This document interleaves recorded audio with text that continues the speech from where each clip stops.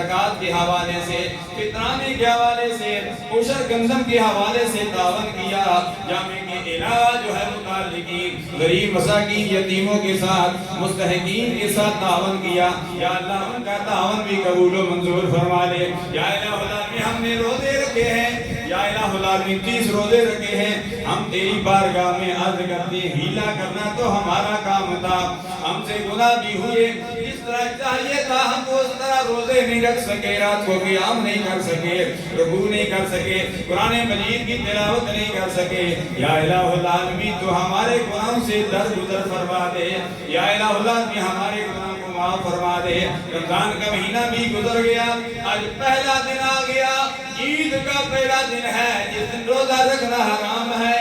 یا الہ العالمین کل سے ہم روزہ بھی رکھیں گے، یا الہ العالمین تو نے ہمیں توفیق دینی ہے، کل سے ہم نے 6 روزے بھی رکھنے، پورے مہینے میں سرکار عبد قرار صلی اللہ علیہ وسلم نے فرمایا رمضان کے روزے جب گزر جائیں، فرمایا شوال المکرم میں 6 روزے رکھ لیا کرو۔ صحابہ کرام نے عرض کی یا رسول اللہ فائدہ کیا ہوگا؟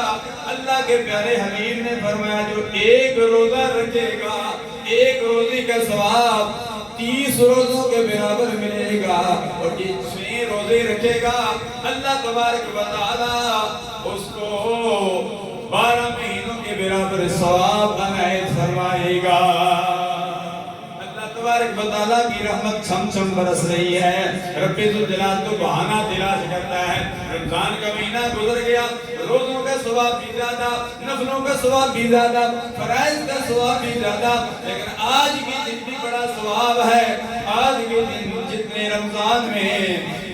جتنا ثواب رمضان میں اللہ تبارک و تعالیٰ ایک ایک دن میں دیتا تھا، اللہ تبارک و تعالیٰ 30 دنوں کے برابر عید کے دن ثواب عنایت فرماتا ہے۔ اس لیے میرے مسلمان بھائیوں آج کا دن غفلت میں نہ گزارنا،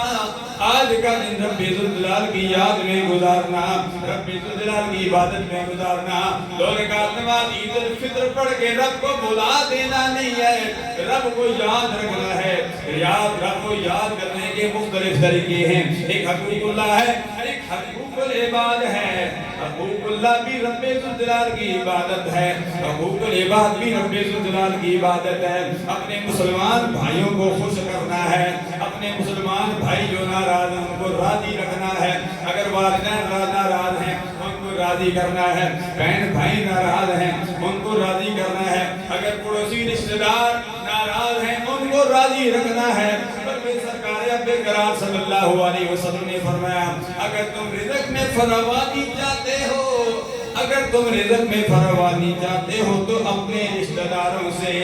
قطع تعلق ختم کر دو، اپنے رشتہ داروں کو ساتھ تمہاری ناراضیاں ہیں ناراضیوں کو ختم کر دو، آپس میں مل لو، ایک دوسرے کو معاف کر لو، ایک دوسرے کے ساتھ گلے کے ساتھ گلا لگا دو، ایک دوسرے کے ساتھ بڑا پن کا اظہار کرو، اگر کسی سے کوئی غلطی ہو گئی ہے تو وہ بھی اس کو معاف کر دے، گلے کے ساتھ گلا میں لگا لو، مل لو، مصافحہ کر لو، معانقہ کر لو۔